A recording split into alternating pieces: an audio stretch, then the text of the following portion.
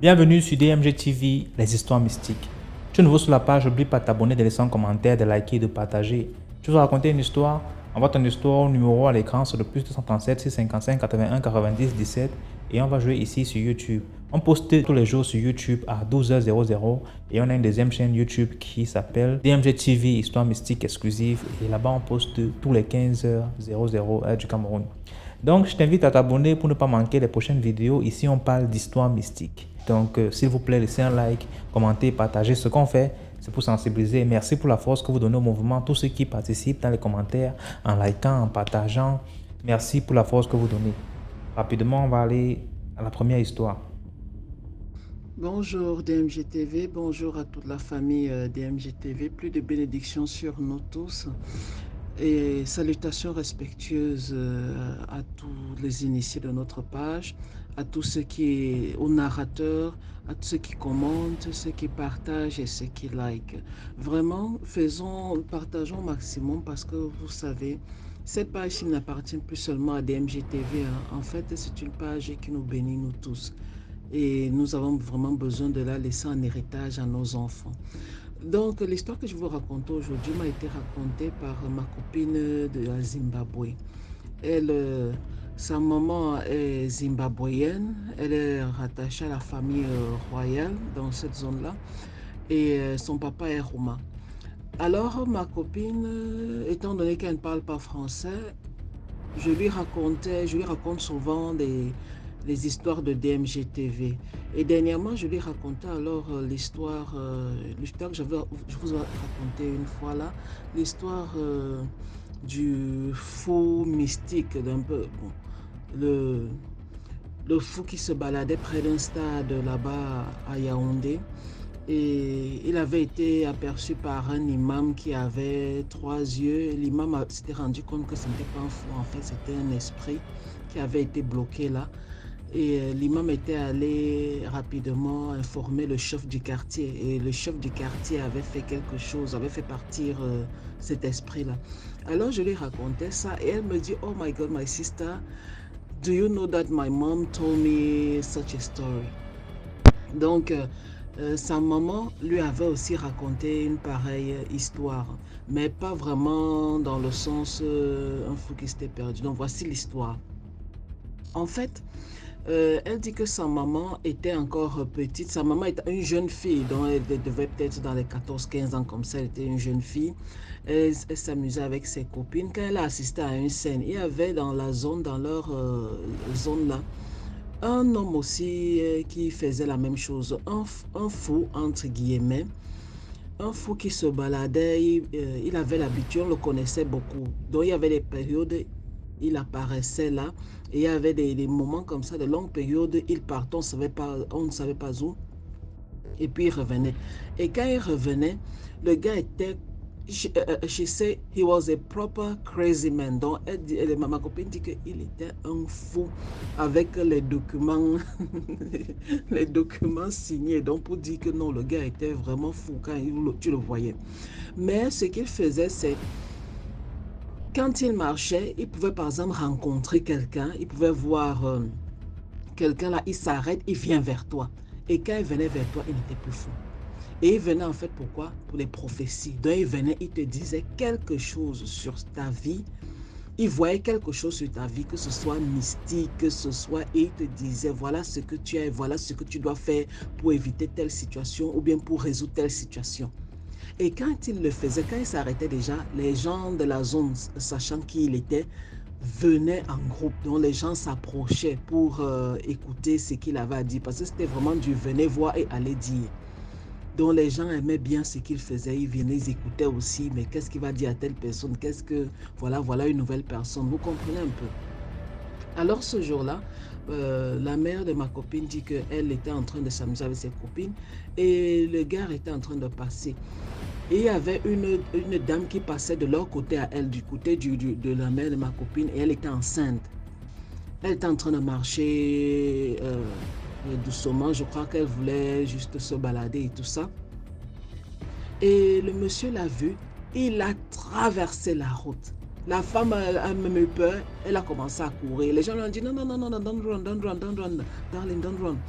Ne cours pas, ne cours pas, ne cours pas, s'il te plaît.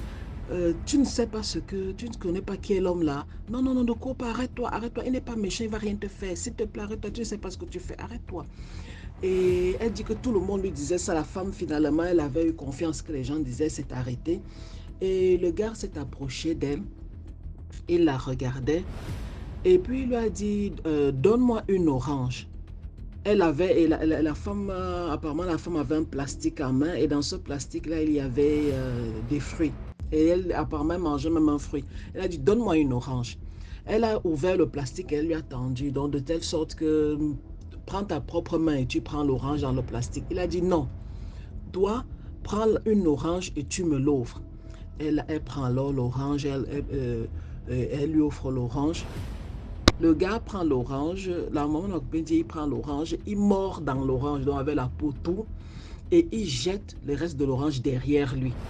Il mange ce qu'il a mordu, le morceau qu'il a pris, il mange, il la regarde, puis après il lui dit, madame, tu as rencontré, tu es sud-africaine en fait, tu n'es pas d'ici, tu as rencontré, tu es de telle tribu, tu as rencontré un monsieur qui t'a enceinte. Et maintenant, tu es à terme, il t'a fait venir ici, il dit qu'il veut que tu accouches près de ta famille.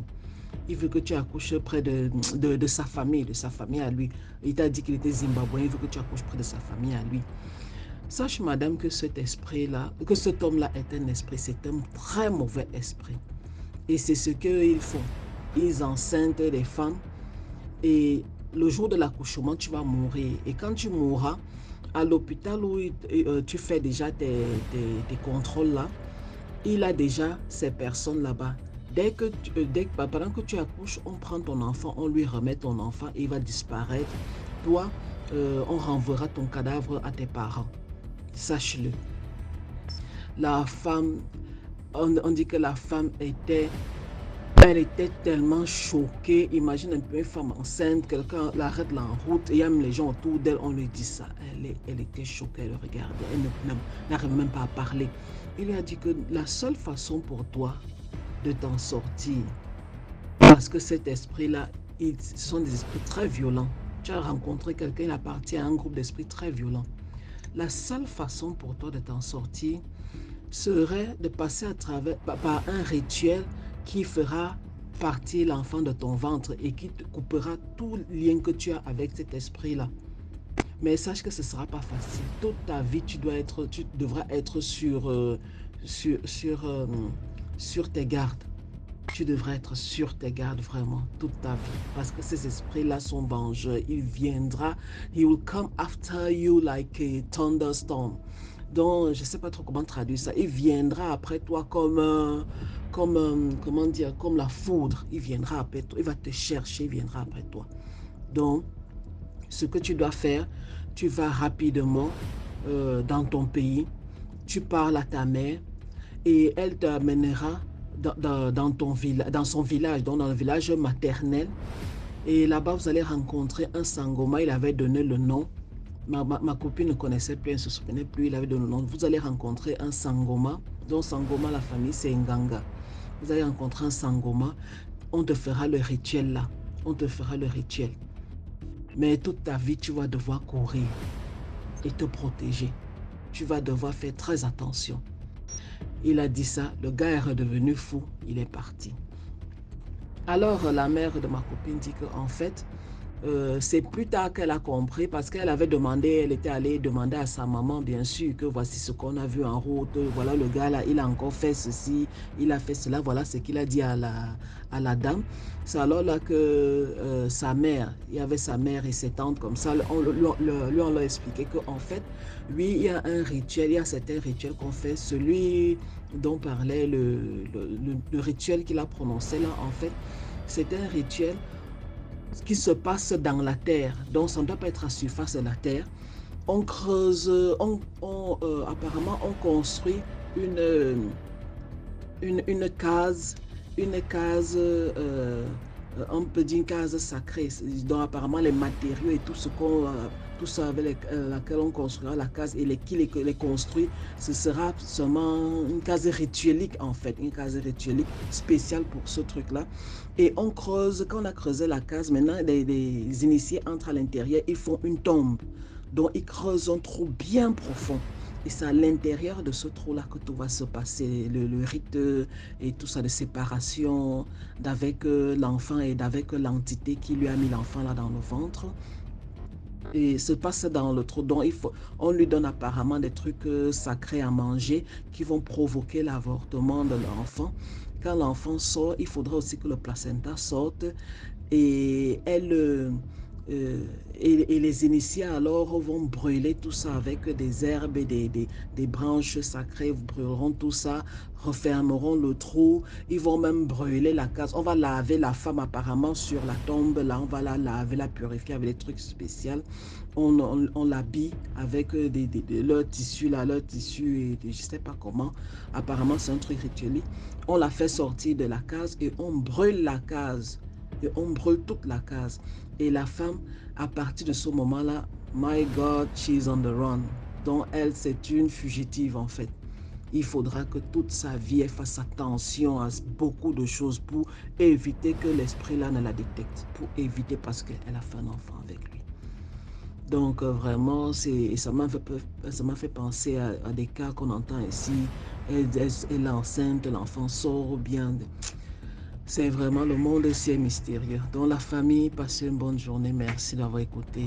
Prenons soin de nous et n'oublions pas parce que justement, je demandais à ma copine, je parlais un peu des autres cas que j'ai entendus sur DMG avec ma copine et elle me disait qu'en fait, ce qu'on leur explique généralement, ce que sa maman lui expliquait, c'est que dans ce monde-ci, il y a toutes sortes de races. Il y a des races d'êtres humains qui sont humains, et il y a des races qui sont mélangées. Que même dans leurs contes ancestraux, dans leurs histoires ancestrales et tout ça, on leur dit qu'à un moment, il y avait des hommes qui avaient été éloignés de la tribu, dont les premiers hommes, d'autres avaient été éloignés de la tribu. Quand ils sont revenus, les autres fuyaient parce qu'ils disaient qu'ils sentaient différemment, ils se comportaient différemment. Donc, un peu comme donc les premiers hommes, les hommes purs fuyaient des autres hommes parce qu'ils disaient que non, vous êtes allé quelque part, on vous a changé, vous avez des choses dans vous. Donc, je ne sais pas trop. Donc, la maman l'a expliqué, la maman de ma copine lui disait qu'en fait, quand nous marchons là dehors, il y a les hommes parmi nous et il y a des esprits. Nous devons faire très attention et toujours pour se protéger, prier, faire tellement de choses. Ok, la famille, bisous, bye. Merci beaucoup pour l'histoire et là on passe à la deuxième histoire. Salut DMG, salut à toute la famille DMG.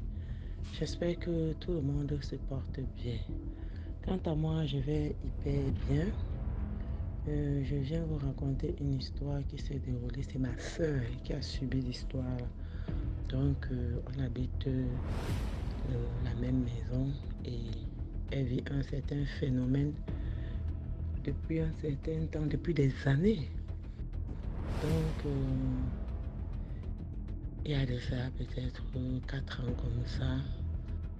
Ça a commencé aux gens la nuit. Elle ne dort pas bien. Donc, la nuit comme ça commence toujours vers 3 heures du matin. Généralement, ça commence vers 3 heures du matin. Ça a commencé un peu timidement comme ça. Elle ne dort pas bien. Donc, elle a toujours la paralysie du sommeil. Toujours la paralysie du sommeil. Et elle a tellement fait de paralysie du sommeil que parfois certaines nuits, elle s'asseyait pour éviter d'avoir la paralysie du sommeil. Elle s'assoit comme ça, elle ne dort pas. Parce que dès qu'elle veut fermer les yeux, c'est seulement comme si on l'appuie sur lui, une force comme ça l'appuie sur le lit. Alors que c'est une personne qui prie. Donc elle a subi ça comme ça. Après un certain temps, elle a commencé à se confier. Elle nous raconte que depuis un certain temps, elle ne dort pas la nuit. Et que c'est même grâce aux prières là que c'est quand même passable. Parce que quand elle prie beaucoup, elle va dormir. Dès qu'à un moment elle paraisse un peu dans les prières, elle prie seulement un peu comme ça. La paralysie la revient. Donc c'était comme ça tout le temps. La paralysie elle entre dans les prières intenses. Elle entre dans les prières intenses, ça peut se calmer 6 mois. Mais après, ça revient toujours. Ça revenait toujours. Pas moyen de dormir. Et c'est comme ça. Donc, elle nous racontait ça tout le temps que vraiment, elle ne comprend pas. Et nous tous, personne ne comprenait. Et ça, c'est que à un moment, elle en avait marre, elle n'en pouvait plus parce que ça faisait déjà plusieurs années comme ça. Ça se calme, ça revient, ça se calme, ça revient, malgré les prières calmes seulement, ça revient. Donc, on lui a demandé que bon, il faut donc aller voir le prêtre, tu expliques au prêtre. Elle a décidé d'aller voir le prêtre, lui expliquer tout au prêtre. Le prêtre n'a pas voulu lui dire ce que c'est exactement. Et le prêtre a semblé comprendre, suivant ce qu'elle nous a dit, que le prêtre semblait comprendre ce qui n'allait pas, mais pour éviter, vous savez, les prêtres là, ils n'aiment pas souvent entrer dans certains détails, peut-être parce qu'il a peur que ça va t'effrayer. Le prêtre lui a dit maintenant que il faut que tu demandes les messes. Il faut demander la messe. C'est que lui, le prêtre lui-même va dire les messes là sur une durée de 1 mois. Il va faire 30 jours de messe à l'intention de ma soeur pour les problèmes qu'elle a, qu'elle ne parvient pas à dormir la nuit. Tout le temps, elle a des persécutions nocturnes où elle fait mélanger avec les cauchemars, même tout ça. Les persécutions nocturnes. Donc, il a dit qu'il va faire la messe 1 mois. Et il a aussi donné certaines prières à faire. Il y a une prière qu'elle devait faire pendant c'était 9 jours. Il y a une prière de 9 jours, il y a une prière de 21 jours et il y a une autre prière de 1 mois. Il a dit que tu vas voir, quand tu vas finir les prières là, tu vas partir pour toujours, ça ne va plus venir. Maintenant alors la soeur et le prêtre a dit que pour les messes là, il faut que tu donnes une offrande. Elle a demandé que l'offrande c'est quoi? Je donne que tu as donné une offrande pour la lecture des messes, pour la prière là. Et il a dit dans ma soeur qu'elle donne l'offrande suivant ses moyens. Lui ne dit pas ce qu'elle va donner, il ne donne pas un montant. Non, elle a donné l'offrande par rapport à ce qu'elle avait. Elle a donné. Bon, je ne vais pas donner le montant exact, elle a donné des dizaines de mille. Moins de, bon, pourquoi pas dire, elle a donné au prêtre 60 000. Elle-même, elle a décidé comme ça. Elle a donné au prêtre 60 000. On va dire que ça va. Bon, ça va. Alors, ils ont donc fixé une date. On va commencer tel jour. Pendant que moi, je commence les messes. Il a dit qu'il va faire les messes d'intercession. Et il va prier pour elle. Elle aussi, elle va faire ses prières de son côté. Dès que le prêtre a commencé les messes, le premier jour que le prêtre a commencé les messes, elle a dormi. Elle aussi, elle faisait ses prières. Jusqu'à sa paralysie du sommeil, là, des années, c'est parti complètement. Qu'elle dort comme ça. Elle dort même sans prier. Il n'y a plus rien. Elle prie, c'est bon. Bref, c'est parti. Donc, c'est pour dire qu'il y a des phénomènes paranormaux qui se passent dans la vie des gens. Parfois, c'est des choses que toi, tu ne comprends pas. Qui sait? Est-ce qu'elle est passée quelque part? Je ne sais pas. Elle est passée sur une rue où les gens faisaient leurs choses, leurs pratiques, et puis les gens l'ont indexée. Est-ce qu'elle a eu un problème avec quelqu'un? On ne sait pas pourquoi. Un phénomène pareil qui dure des années, environ 3 à 4 ans comme ça. Quelqu'un ne dort pas la nuit. Toutes les nuits, elle dormait tout le jour. Dans la journée comme ça, elle dort. La nuit, elle va dormir, elle se réveille. Elle reste comme ça, elle ne dort pas. Donc, c'était pour aussi informer mes frères, mes soeurs, tout le monde qui écoute ce direct, que Dieu est grand, Dieu est fort, il n'y a rien qui puisse dépasser Dieu. Donc quand on a un problème comme ça, il suffit qu'on aille voir les prêtres et qu'on explique et qu'on dise toute la vérité, il ne faut surtout pas mentir. Tu dis exactement ce qui s'est passé. Si tu as offensé quelqu'un, parce que lui aussi, les prêtres posent les questions. Voilà, il faut dire la vérité. S'il faut faire réparation, tout ça, c'est par rapport à la façon que tu as expliqué le problème qu'on va aussi bien te suivre. Donc, et aussi, la leçon à tirer ici, c'est que les faux pasteurs qui sont dehors là, qui disent aux gens que donnez-moi 500 000, donnez-moi 200 000, donnez-moi, ils donnent un montant. Ils disent que je vais prier pour toi pour tel montant. Ce sont les menteurs. Tous ceux qui vous donnent beaucoup d'argent, c'est les menteurs. L'œuvre de Dieu, ce n'est pas que les vrais hommes, les vrais prêtres, les pasteurs du Seigneur ne demandent pas l'argent. Vous donnez ce que vous avez. Ou alors, s'il va prendre l'argent, c'est pour acheter le matériel. C'est ce que je voulais, en fait, c'est la leçon à tirer ici, que Dieu est grand. Faisons confiance aux vrais hommes de Dieu. Et ils ne demandent pas l'argent. Quelqu'un vous demande déjà les sommes d'argent que donne comme ça, il faut partir, fuir. Voilà ce que je voulais apporter comme contribution. Vraiment, portez-vous bien. J'espère que ça va beaucoup édifier les gens. Et ça va aussi ça va beaucoup sensibiliser. Que les gens comprennent que vraiment, dans la vie, faisons confiance à Dieu. Voilà, merci. Bye. Merci beaucoup pour l'histoire. Maintenant, on va passer à la troisième histoire. Surtout, n'oubliez pas d'aller vous abonner à la deuxième page DMG TV Histoire Mystique. C'est très intéressant. Là-bas, on poste tous les 15 heures. Déjà, si tu connais la page, laisse un commentaire. Comme ça, les autres qui ne sont pas encore abonnés vont vouloir aussi aller s'abonner là-bas. Merci. Bonjour la famille DMG TV. Bonjour à tous ceux qui commentent, like, partagent. Vraiment plus de bénédictions sur nous tous. Salutations respectueuses à nos initiés, aux esprits qui sont sur la page, que ce soit les êtres, aux êtres des profondeurs, des airs, du feu, de la terre, à tout le monde. Et vraiment merci pour toutes les histoires qui sont postées sur cette page. Merci à tous ceux qui racontent ces histoires-là, parce que franchement, elles sont très importantes pour nous. Elles nous aident spirituellement. Merci de nous confier vos histoires. Nous ne sommes pas là pour juger. Nous sommes vraiment désolés pour certains commentaires peut-être que nous faisons en blaguant et tout ça. Vraiment, il n'y a rien de méchant derrière. Sur une personne, deux personnes qui font des commentaires désobligeants, il y a des millions qui regardent et remercient l'Éternel pour vous et pour nous. Donc, s'il vous plaît, ne vous fâchez pas.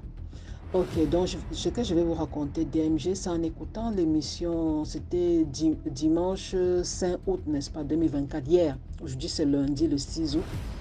Et j'écoutais la jeune dame qui disait, quand elle était petite, elle voyait des choses et un jour, elle avait vu comment on sacrifiait une personne qui avait été transformée pour l'occasion en mouton.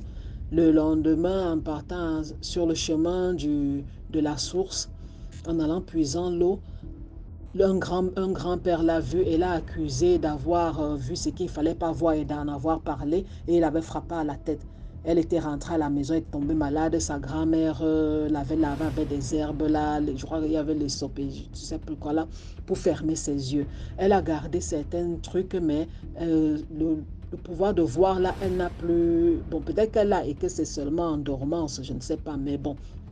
Et j'ai vraiment eu mal parce que DMG, dans notre famille, nous avons eu de pareils cas.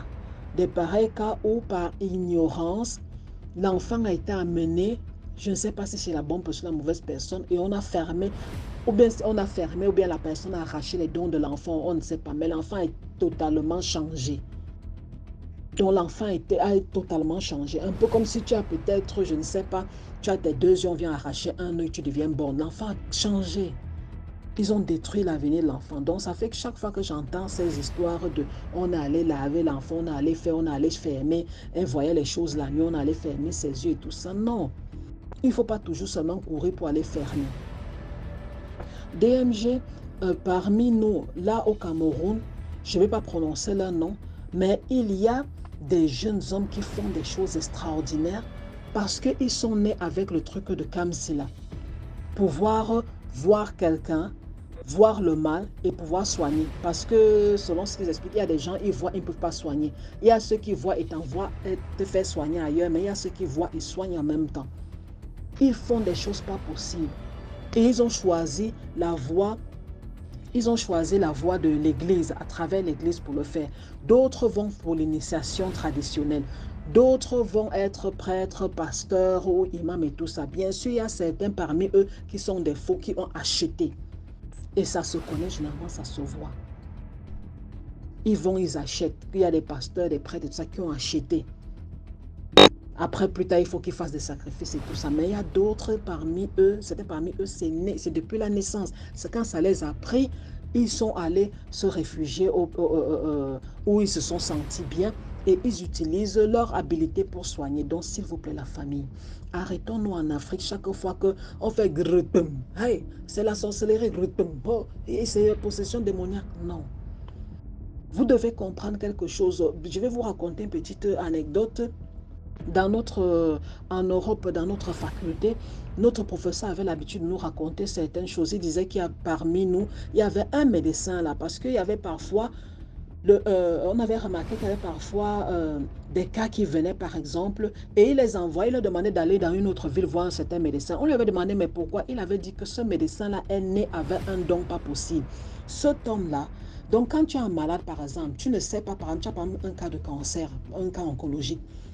Tu ne sais pas s'il faut d'abord opérer avant de commencer la chimio ou bien il faut faire la chimio avant pour que les nodules se résorbent avant d'opérer. Les cas graves, les trucs que tu ne voyais pour quelqu'un ne fait que te dire qu'il est malade et tu n'arrives pas à déterminer exactement l'origine de sa maladie. On envoyait chez le monsieur là, il était médecin. Un vieux papa. Et qu'est-ce qu'il faisait? Et il paraît que lui, parce qu'on n'était pas allé là-bas, c'est notre professeur qui nous expliquait. Il te touche seulement, il passe sa main sur toi, sur tout ton corps. Quand il finit, il prend un bout de papier, il écrit un message au médecin qu'il t'a envoyé. Regardez à tel niveau, faites ceci, faites cela. La maladie est située à tel niveau, c'est telle chose. Faites d'abord ceci avant de faire cela. Je vous assure, seulement avec ses mains. Le gars n'avait pas de radio, les machins comme ça dans son truc. Il touchait seulement avec ses mains et il disait. Malgré le fait qu'il était vieux, il était déjà en pension, mais les gars ne le laissaient pas. Les gens lui envoyaient les mecs, pardon, aide-nous, dis-nous un peu. Vous comprenez? Et il était né avec ça. Quand il te touche, il te dit, ah tata, tu es malade. Tu es malade, tu as un truc à tel niveau, va un peu voir le médecin. Tu parles, le médecin dit qu'il t'a envoyé. Comment il a su? Nous-mêmes, quand tu es venu là avec les tests, on n'allait pas se rendre compte. On n'allait même pas penser qu'il faut peut-être faire une radio ou un truc et tout ça. Vous vous rendez compte? Donc, s'il vous plaît, arrêtez de porter les enfants, les livrer à des sorciers qui vont les détruire ou bien retirer leurs dons et les détruire toute leur vie. J'ai entendu ici à DMJ TV tellement de jeunes qui ont fait ça. Vous comprenez un truc, la famille? J'ai l'impression que nous, les êtres humains, nous sommes constitués de 3 corps. Le corps physique, les corps spirituels qui sont l'âme et l'esprit. Et chaque fois que nous avons entendu une histoire ici, nous avons remarqué que le corps physique avait son expérience avec le monde physique. Mais maintenant, quand quelqu'un te dit par exemple qu'il est sorti en âme ou en esprit, il te dit qu'il a une autre expérience. Il voit les choses autrement, il ressent les choses autrement, il expérimente les choses autrement.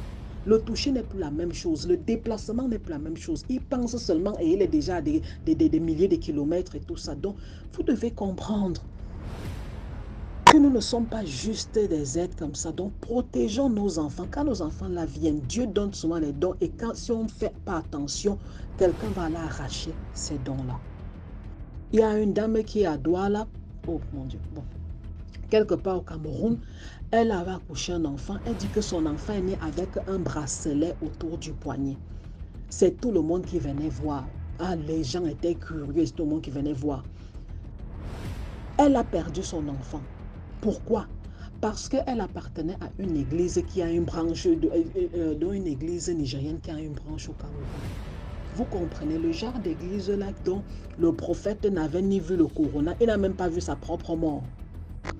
Mais elle a permis que ces gens-là s'approchent de son enfant, viennent tout le temps toucher l'enfant, faire les prières, faire les je ne sais pas quel truc il faisait. Elle ne sait même pas les qui entraient, les qui sortaient. Oh, c'est le frère tel, c'est le grand-père tel, c'est l'oncle tel, c'est je ne sais pas la soeur telle. L'enfant un jour est tombé grandement malade et décédé. C'est après qu'un jour une personne a vu en route dit que mon Dieu, Dieu t'avait béni avec quelque chose où tu as livré ça. Tu as permis que n'importe qui, on est venu, on a arraché. Vous vous rendez compte? Elle va pleurer toutes les larmes de son corps toute sa vie. Mais c'est par bêtise qu'elle a permis ça. Elle a cru que c'était quelque chose de maléfique et tout ça. La famille en Europe a demandé même à tous les autres narrateurs de DMJ qui sont en Europe et qui voient et qui entendent les choses. Les Européens sont en train de chercher les preuves scientifiques du monde spirituel. Vous devez le savoir. Il y a un professeur japonais, par exemple, il s'appelle Masaru Emoto, un professeur japonais. Il étudie l'impact des fréquences et de la puissance de la parole sur l'eau. Vous vous rendez compte de ça? Qu'est-ce qu'il a fait? Il a pris 3 grandes gourdes d'eau qu'il était allé placer à différents endroits, et les halls de hôtel, et les halls de métro, de stations de métro et tout ça, et avec des messages sur chaque gourde. Et les gourdes étaient bien séparées, distantes l'une de l'autre. Il met sur celle-ci, il dit qu'à cette gourde d'eau-ci, dites seulement merci, merci du fond du cœur. À cette gourde-ci, il dit que, mais vraiment, you disgust me. Comment dire? Comment dire? Tu insultes Lola, insulte Lola, insulte Lola, tu me dégoûtes. You disgust me, tu me dégoûtes. Et à l'autre gourde d'eau, dites seulement des mots d'amour et de gratitude. Vous vous rendez compte? Les gens faisaient ça, ils venaient à l'autre, oh vraiment merci beaucoup, les mots de gratitude et tout ça.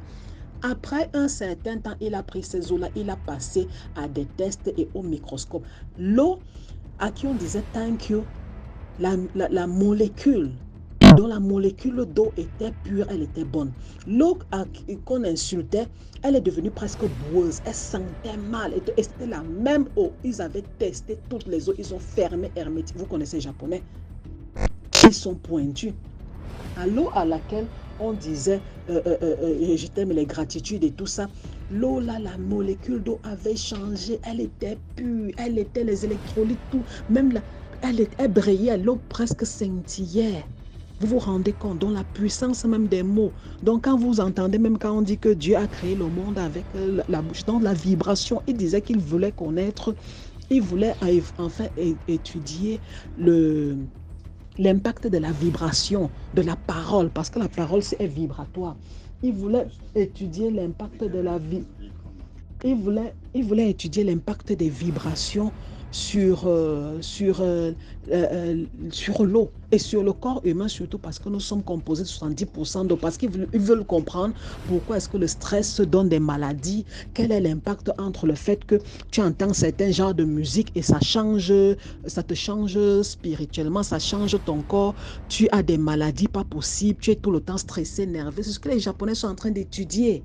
Et parce que nous sommes composés à 70% d'eau, ils sont en train d'étudier l'impact, même le son de la musique. La musique est en train de jouer à combien de hertz et tout ça. Donc vous vous rendez compte qu'avec ces études-là, ils sont en train de prouver même comment est-ce que Dieu, parce qu'il disait que voilà, donc quand Dieu a par exemple ouvert sa bouche pour parler, la vibration de sa bouche pour créer, voilà comment ça s'est passé. Il y a un autre là. En fait, ils appellent ça l'étude de la vibration sur le sable, sur du sable.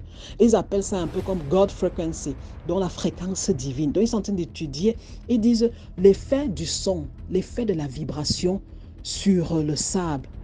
Ils disent audio frequency en fait, la cinématique. Donc, pour ceux qui veulent aller sur YouTube, vous regardez.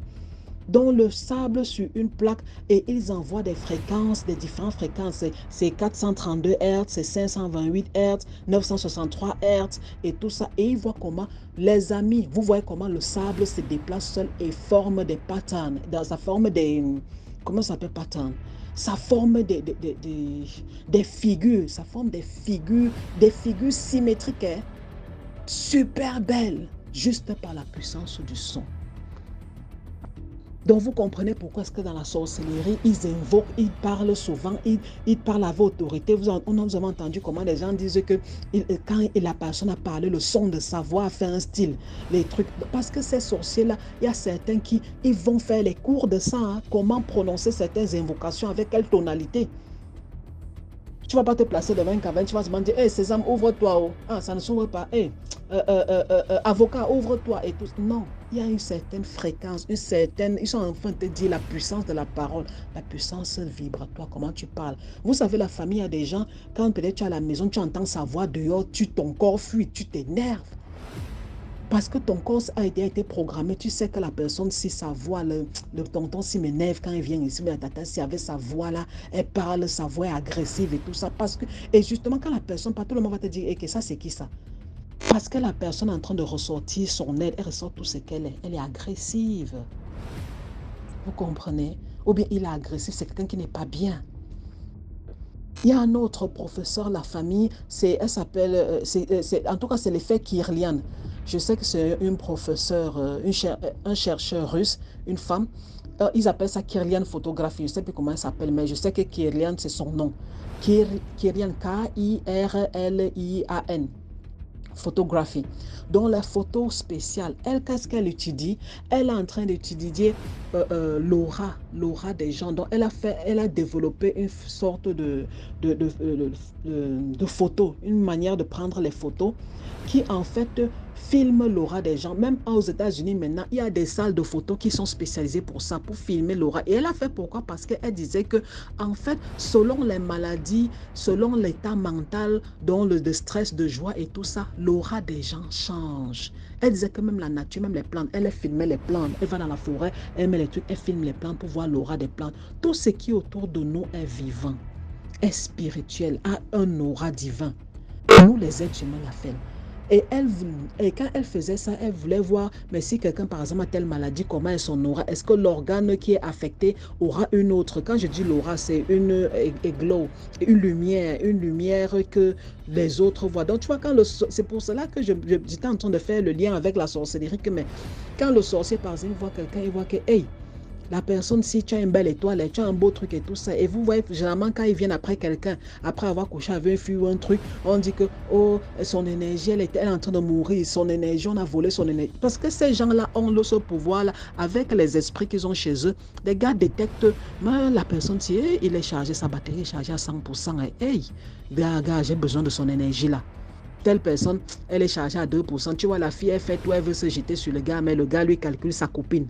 Sa copine est chargée à 100%. Celle qui veut se jeter sur lui est chargée peut-être à 4%. Donc, c'est comme ça que je vois les choses, parce que j'aime l'explication scientifique des choses. Et justement, il faut qu'en Afrique, nous essayions de trouver l'explication scientifique, pas pour refuter l'existence spirituelle, non, pour confirmer, parce que les Européens, c'est ce qu'ils sont en train de faire. Ils sont partout en Afrique, dans les villages, en train d'enregistrer nos grands-parents, dans les cavernes. Ma petite sœur disait qu'à l'ouest, là, il y a des grottes. Elle a été surprise pendant qu'elle est en train de visiter une grotte. Les grottes, d'anciennes grottes là, sacrées, là. Elle voit des Européens là-bas. Donc, ils ont grimpé jusqu'à là où ils sont avec le guide et tout ça. Vous venez faire quoi jusqu'ici? Les gars sont à la chasse de nos trésors. Ils sont à la chasse de notre puissance. Ils sont à la chasse de tout.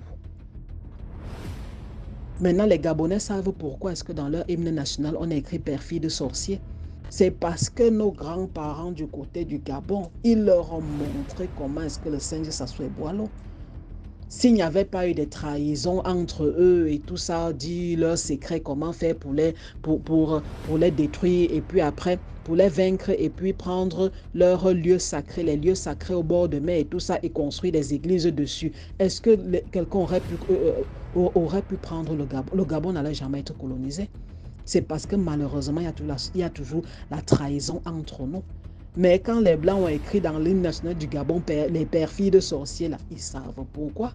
Parce que les Gabonais leur ont fait ça, nos ancêtres au Gabon leur ont fait ça du bien et propre, avec la science qu'ils connaissaient. Donc c'est pour vous dire, la famille, la sorcellerie et tous ces trucs-là, c'est une sorte de science, une science mystique, une science spirituelle. Et la science, aujourd'hui, est en train de prouver tout ça. Les Russes, les Japonais et tous ces gens-là sont en train d'étudier la puissance de certaines choses. Et ça nous permet de comprendre pourquoi est-ce que dans la sorcellerie, parfois on te dit, il fallait absolument qu'il te donne quelque chose à manger pour déstabiliser ton équilibre intérieur, pour déstabiliser ta vibration intérieure, pour déstabiliser quelque chose. Il faut toujours qu'il ait contact avec toi d'une façon ou d'une autre, où il te prononce une parole que tu acceptes, où il te donne une nourriture que tu acceptes, et il vient dans les rêves te faire accepter un contrat, et puis le matin, il vient te faire répéter le contrat là. Il vient te faire encore accepter ça. Vous comprenez? Donc c'est pour cela que j'ai compris, la famille, quel que soit ce qu'on fait, que ce soit sur le plan libérer un pays, un peuple et tout ça, ça commence dans le plan spirituel. Quand on libère un pays dans le plan spirituel, on l'a libéré dans le plan physique. Quand tu vaincs le sorcier dans le plan spirituel, on a eu la preuve dans DMGTV, tu l'as vaincu dans le plan physique. Donc la famille, Tu es béni par un enfant qui a quelque chose. Ne touche pas. Prie, demande au Créateur suprême. Amène-moi, ou bien amène-moi vers quelqu'un qui est comme ceci et qui est comme cela. Quelqu'un qui va m'aider à aider mon enfant à atteindre le summum. Et n'oubliez jamais que quand vous avez quelqu'un comme ça dans la famille, ça veut dire qu'un de vos arrière-grands-pères, quelqu'un dans la lignée avait ces dons-là. Ok, la famille.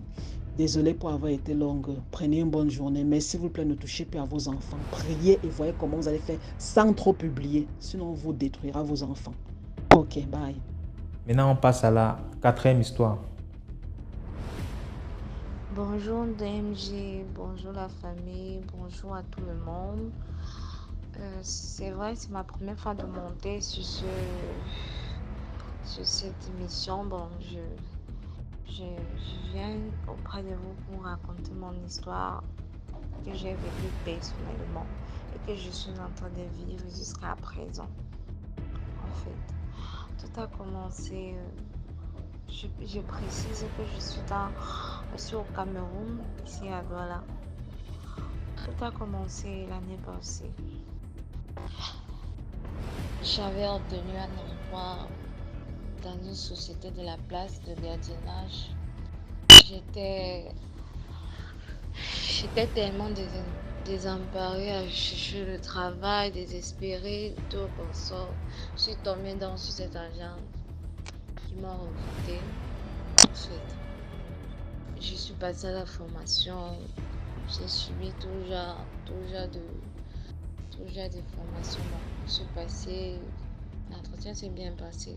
En fait, le jour là, on m'a postulé dans un poste de la place.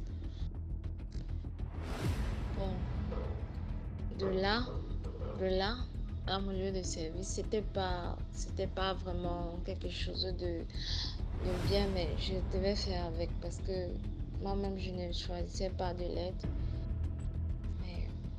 Mais j'ai fait ce boulot. J'ai rencontré dans mon gars au lieu de service. On a flotté ensemble pendant quelques temps. Jusqu'à ce que le jour au lendemain, il part sans rien me dire. Je n'ai moi-même pas compris. Après, un jour comme ça, un jour ou l'autre, je perds mon travail parce que il y avait une situation qui s'est passée tellement désastreuse. Moi-même, je n'ai même pas compris. J'ai perdu le travail et tout le truc. Bon, la formation en auto-école que j'avais fait, je n'ai pas pu terminer. C'était la même période que j'étais en même service. En même temps, je faisais le gardiennage, en même temps, je faisais l'auto-école. Oui. Du coup, je me suis retrouvée sans emploi le jour au lendemain. Bon, j'avais une connaissance parce que j'ai encore postulé dans d'autres sociétés, mais rien. Même si un peu ménagère, rien. Non, rien. Cette période-là, vraiment, c'était vraiment traumatisant pour moi parce que j'étais dans une location que je devais payer et tout ça. Et il n'y avait pas de revenus. Bon, je rappelle que moi, je suis une femme qui ne connaît pas le fait de partir, sortir 2 gars, 3 gars, demander de l'argent à n'importe qui, même à les gars, choses comme ça. Étant donné que mon gars et moi, on n'était plus ensemble, il ne me donnait plus rien. J'étais obligée de travailler. C'est mon travail là qui me souvenait et je n'avais plus ce boulot. J'ai perdu au boulot juste parce que on m'a accusé quelque chose que je n'ai pas fait. J'étais obligée de lâcher parce que je devais me nourrir, tout ça. J'ai même reposté. Bref. Oui, j'ai rencontré une connaissance, elle m'a donc appelé. Et non, lorsque je suis allée chez elle, elle m'a fait part de la situation dans laquelle elle vivait. Elle me disait non, que les choses ne marchent pas dans sa vie. Les hommes qu'elle rencontre viennent juste profiter d'elle, pas, on la donne pas grande chose. Elle ne peut pas obtenir ce qu'elle veut. Du coup, elle m'a donc invité à partir voir un voyant.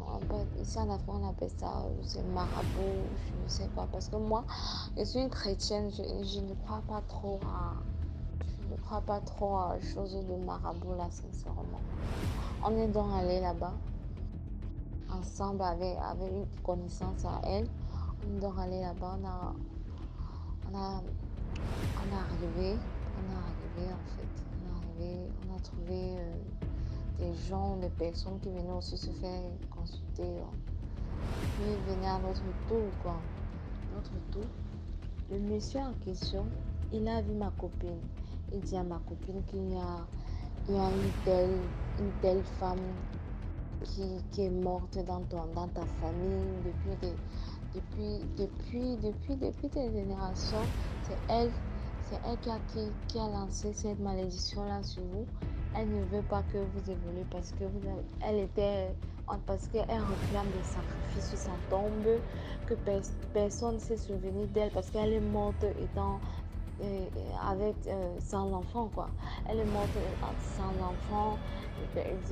Comme elle était dans une famille de polygames, le mari regardait plus la deuxième puisqu'elle était la première.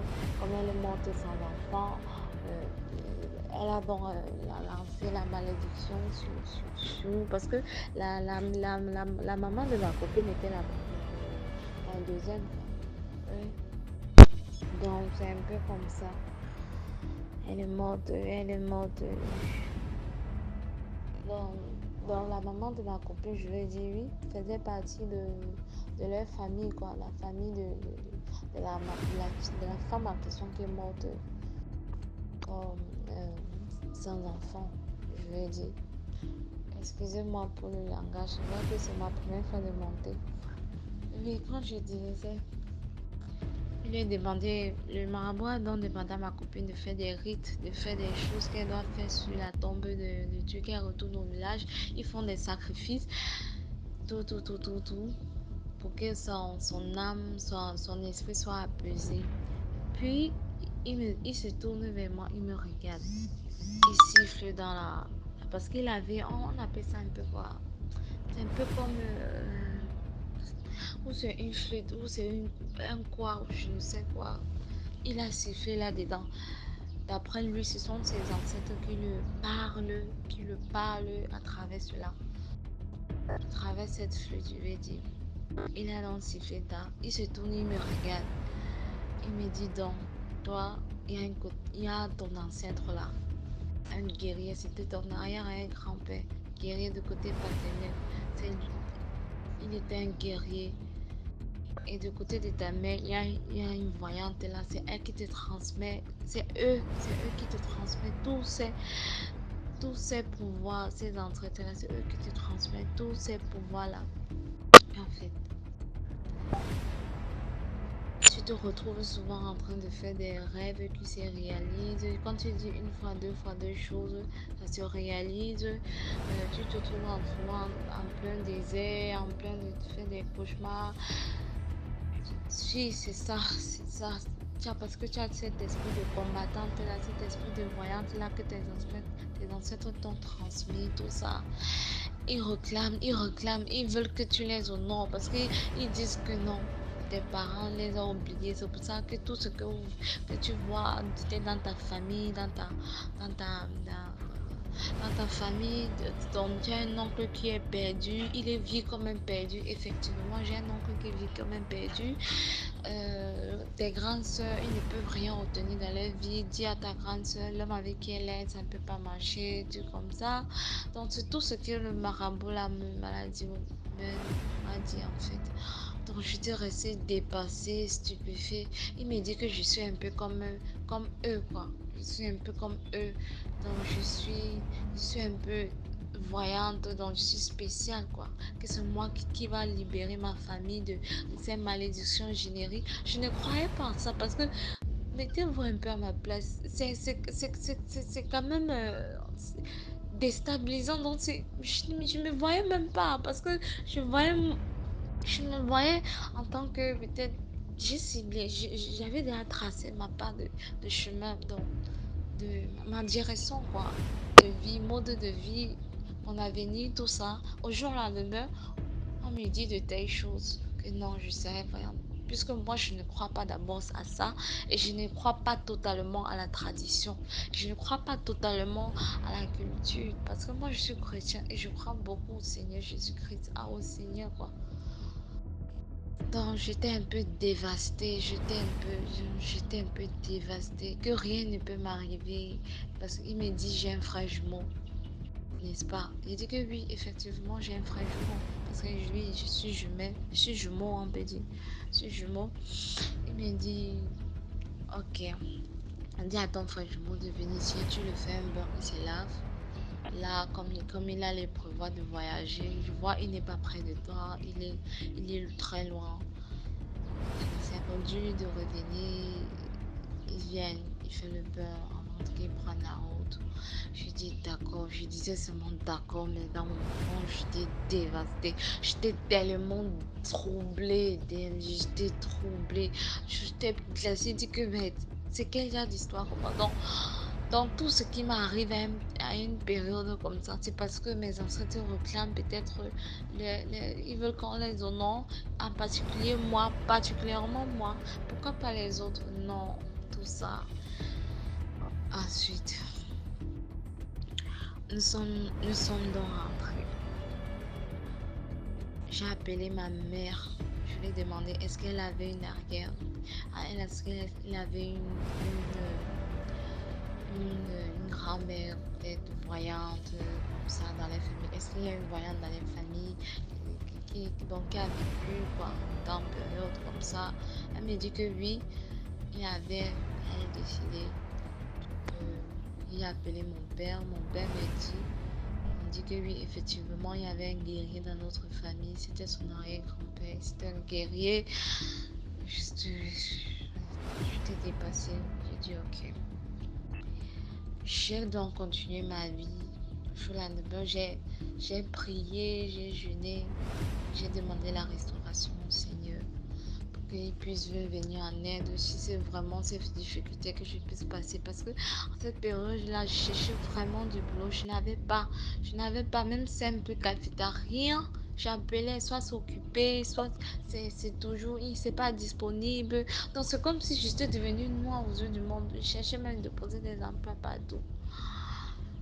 Mais il me dit, le marabout là m'avait dit oui, effectivement, c'est un peu pas. Demande-les, parle-les parfois, qu'ils t'ouvrent les portes et tu puisses trouver le travail, que tu puisses aller là-bas au village. Tu fais des rites à les honneurs. Ce que dans le marabout m'avait dit. Je suis rentrée dans, j'ai continué ma vie, j'ai fait comme je vous ai bien dit, j'ai continué ma vie, j'ai fait enfin, j'ai jeûné, j'ai prié. Mon gars en question, c'est pas, il est revenu. C'est parce que je l'ai accepté. Il est revenu comme ça, il m'a même pas dit. Toquer à ma porte, en disant il est désolé, tout, mais il n'a pas compris. Je l'ai donc accepté. On a continué à faire les soins ensemble. Parce que je l'ai accepté, parce que je l'aimais toujours et tout ça. On a continué la relation ensemble jusqu'à en février, en février 8 2024, je suis tombée dans enceinte. Tout se passait bien. Puis en mai, je pars chez ma copine. On discute. Du coup, mon même avait voyagé, quoi. Je ne pourrais pas rester dans la maison, c'est ça. Du coup, durant ma grossesse, je faisais que des cauchemars. Je voyais les hommes venir ici, venir dans ma chambre. Ils me touchaient dans mes rêves. Ils me touchaient. Je vois, des mauvais esprits, quoi. Parce que je crois aussi beaucoup à la spiritualité. Dans mes rêves, en songe, ils venaient, ils me touchaient. Ils venaient, ils me touchaient. D'autres couchaient même avec moi. Je ne trouvais pas la paix. Je me trouvais en train de courir dans le rêve, de faire, étant enceinte. Je parle. Puis je suis ma copine là, j'ai fait un rêve. Je suis restée là-bas. Il se faisait tard, je pourrais plus rentrer. Puis la pluie a commencé, tout ça. Je ne devais plus rentrer parce qu'il pleuvait. Je ne pouvais plus rentrer en fait. Il pleuvait tout. Du coup, j'ai dormi. Et ce soir-là, j'ai rêvé. Il y avait un autre homme Là est venue demander ma mère avec la dot à mes parents. Du coup, j'étais là dans mon coin et je disais à ma soeur que je ne peux pas épouser cet homme parce que je l'aime pas, parce que je suis enceinte de mon homme. Je ne peux pas, je ne peux pas. Le matin, dans la vie, j'ai pas, je me suis levée, j'ai prié. À chaque fois que je faisais des rêves qu'on me poursuivait, je priais le lendemain. À chaque fois que je faisais les rêves, un homme venait me toucher, un homme venait me cercler, il venait me toucher. Je me levais, je priais intensément, je priais. DMG. C'était tellement difficile pour moi. Puis, je suis rentrée chez moi la veille, je suis rentrée chez moi le lendemain. Je dis là, je me couche. Je rêve qu'on me donne à manger. En pleine journée, je rêve qu'on me donne à manger. Je saute vers les 15 heures. Je prends de l'eau. Je bois. Je bois. Je pars à la douche. Je vois le son. Je crie. Je commence à pleurer. Je dis non, ça ne peut pas arriver. Je vois. J'appelle mon homme. Il me dit va à l'hôpital. Parce qu'il n'était pas dans la ville. Va à l'hôpital. Je suis allée à l'hôpital avec ma soeur. Il dit qu'il pas à l'hôpital avec ma soeur. Je suis allée à l'hôpital avec ma soeur. On l'a diagnostic. J'ai fait l'échographie. Tout le monde me dit qu'il n'y a pas l'embryon DMG. Il n'y avait pas l'embryon. C'était juste un œuf clair. Donc c'est juste le placenta qui se détachait de l'embryon. Je ne comprenais plus rien. Je demande au docteur que où est passé mon bébé. Il me dit que ce sont des choses qui arrivent, que peut-être c'est dû à plusieurs anomalies. Je n'ai pas compris, DMG. Je n'ai pas compris. J'étais dépassée. J'étais tellement dépassée par ce qui m'arrivait. J'ai pleuré, j'ai tellement pleuré. Mon homme a consolé, j'ai pleuré. Dès qu'il est revenu, on a parlé, j'ai pleuré. Lui aussi, il était en deuil de son côté, qu'il venait de perdre son papa.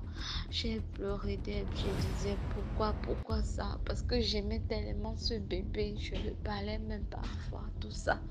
J'étais tellement dépassée de tout ça. Oui. Je rêvais. J'étais, parce que je ne dormais pas depuis que j'avais cette grossesse. Depuis que j'étais tombée enceinte, je ne dormais pas, DMG. Je ne dormais pas. Je suis passée donc, on m'a fait le curettage. On a enlevé ce placenta dans mon ventre. On a enlevé dans mon utérus, on a enlevé ça. Je suis rentrée à la maison, tout allait bien, du coup. Les mois ont passé. Je me suis remis avec l'aide de mes proches. Ils m'ont dit non, ça va passer, tout ça. Et sinon, je sais pas, c'est vrai, je suis chrétienne, mais quand on dit toujours qu'il faut croire en choses vraiment, j'ai demandé à mon gars est-ce que tu crois vraiment à la tradition? C'est lui, c'est un bamniqué. Il me dit que lui, il croit vraiment à la tradition de tout ça. Je lui ai donc fait part de ma suggestion. Il me dit qu'il faut que j'aille au village faire des rites. C'est que le voyant là a dit. Je suis donc retournée. Quelques jours après, je suis donc retournée sur ce voyant. Il me dit que oui, les choses seront toujours à moitié. Ça ne va pas aboutir parce qu'il faut aller au village. Tu fais ce genre de rituels, tu fais des rites parce que c'est toi qui es destiné à sauver ta famille de ces malédictions générales. C'est toi qui es destiné à pouvoir orienter ta famille. Tes ancêtres t'ont choisi. Du coup, regarde, ne baisse pas la garde.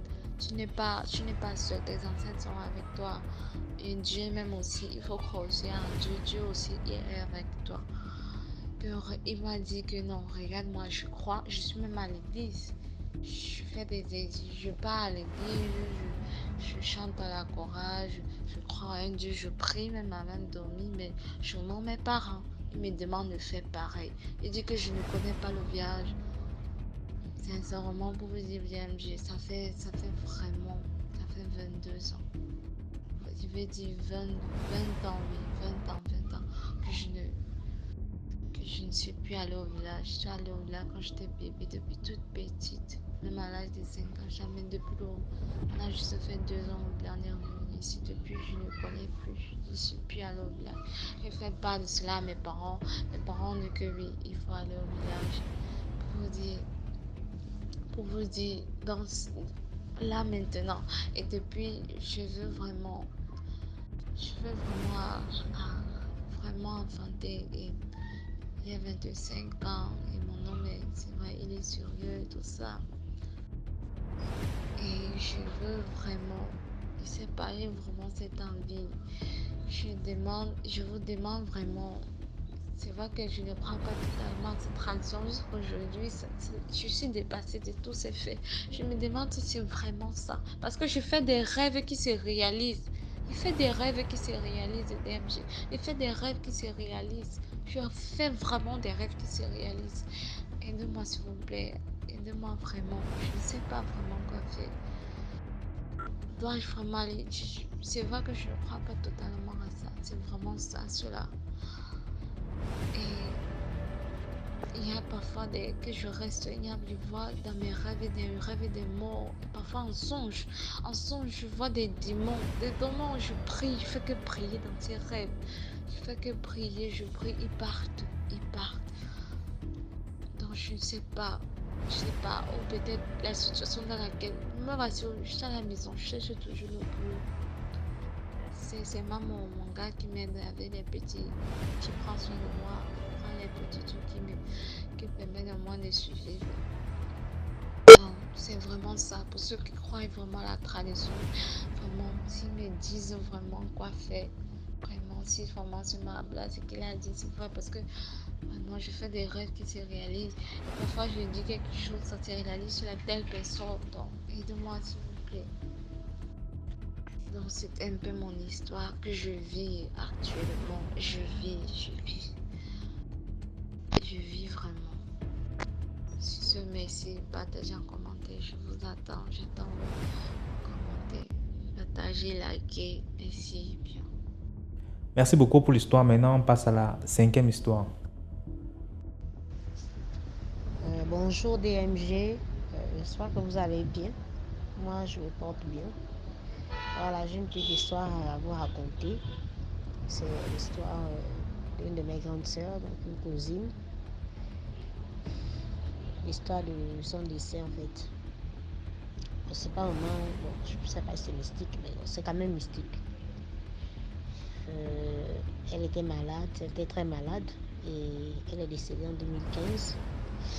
Donc, quand elle était malade, bon, de son vivant, il y a les voisines qui étaient devenues ses copines, qui s'entendaient bien. Et à un moment donné, ils ont eu beaucoup de disputes ensemble, donc ils se sont séparés. Et les voisines parlaient au quartier elle a la grande maladie, elle a ceci, elle a cela. Donc on a tellement dénigré le nom au quartier. Quand elle était malade hospitalisée, ils n'ont pas rendu visite. Maintenant, pendant ce temps, il y a une autre voisine qui avait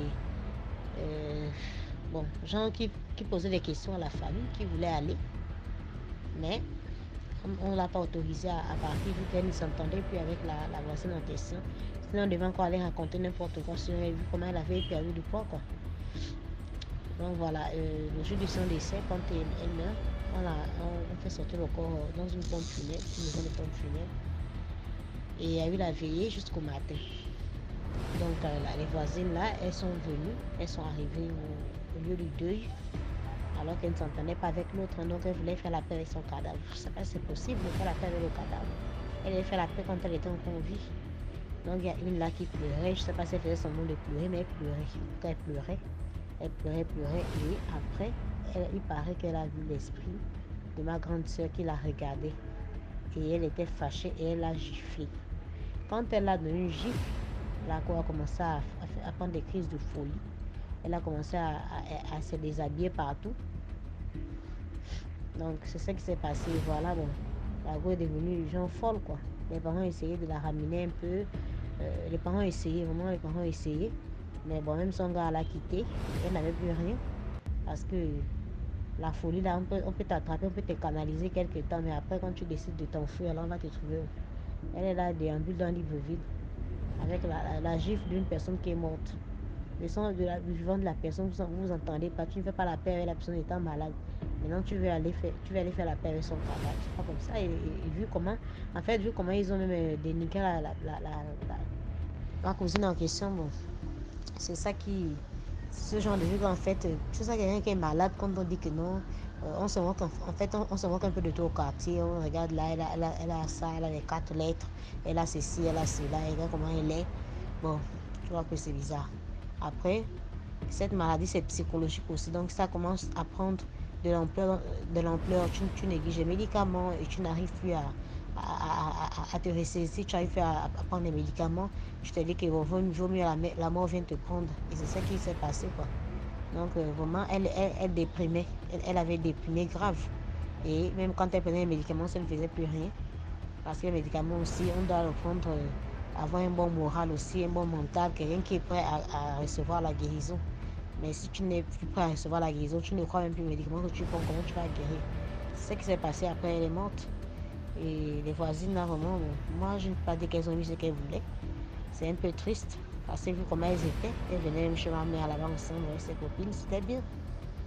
Mais ça a mal fini, en fait. Bon, voilà, c'était un peu ma petite histoire. Donc, quelqu'un tire la leçon de ça. Donc, faisons la paix avec tous. Évitons les problèmes. Bonne journée ou bonne soirée.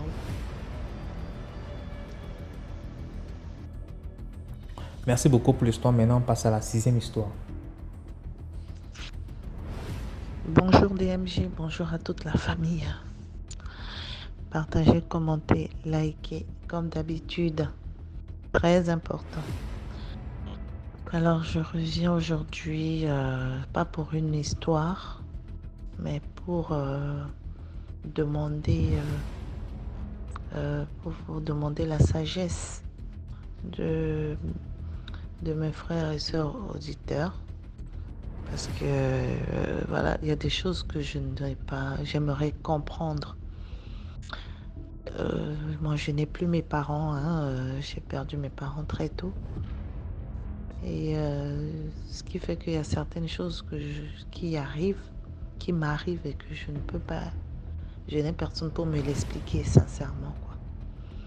Alors, il y avait une cousine à moi qui était décédée. Elle avait 13 ans. Alors, mes tantes qui étaient là, auprès d'elle à l'hôpital, en ce moment-là, elle était dans le coma, donc elles se sont un peu retirées, elles sont allées se mettre un peu à l'écart, question de prendre un peu d'air. Elles sont restées dehors. Et pendant qu'elles étaient dehors, toutes les deux, elles étaient en train de discuter. C'était vers 19-20 heures en Afrique, il faisait déjà noir. Elles ont vu venir au loin, elles ont dit un chiot. Mais il était tellement beau, tout blanc. Le chiot est passé devant eux. Doucement, il marchait, mais d'une manière majestueuse, doucement, jusqu'à ce elles n'ont pas vu comment il est passé, quoi. Il est passé après, apparemment, au moment où elle voulait se rendre compte de sa présence, il n'y était plus. Quelques secondes après, les médecins les ont appelés pour leur dire que la petite avait rendu l'âme. Vous comprendrez pourquoi je vous raconte ça. Et moi, il y a un phénomène qui se passe avec moi, c'est qu'à chaque fois que je conçois, sans le savoir, ma première fille, j'ai rêvé qu'on m'a donné un joli chiot. On m'a donné un joli chiot, on me l'a tendu et je l'ai pris. Quelque temps après, j'avais compris que j'avais vu que j'avais conçu. Et la deuxième fois, j'avais rêvé qu'il y avait un chiot qui était derrière ma porte, c'est-à-dire la fenêtre de ma chambre qui est baie vitrée. C'est une baie vitrée. Donc de l'intérieur, quand le volet est ouvert, je regarde tout ce qui se passe à l'extérieur. Et dans ce rêve-là, j'ai vu qu'il y avait un chiot qui était devant la fenêtre de ma chambre, la baie vitrée. Et j'ai ouvert, il est entré ce chiot. Quelque temps après, Quelque temps après, j'avais constaté qu'en fait, j'avais déjà conçu. Je sais que DMG, dans cette émission, il y a beaucoup de personnes parmi nous qui savent beaucoup de choses. Pauvre de moi, j'adore la tradition. Malheureusement, vous savez, quand on n'a pas ses parents, on n'a pas vraiment de base dans ces choses-là. Cette émission m'aide beaucoup. Hein, ça m'a ouvert les yeux et aussi à comprendre beaucoup de choses qui se passent autour de moi et aussi dans ce monde. J'en profite aujourd'hui pour te remercier, DMG. Je ne l'ai jamais fait sincèrement.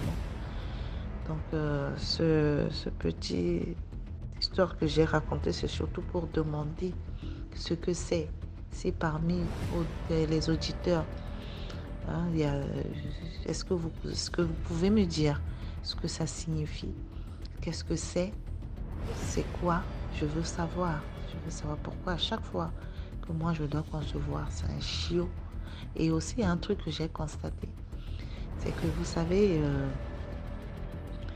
où que je sois, où que je passe, les chiens même un chien, même s'il est méchant, il me fait rien du tout.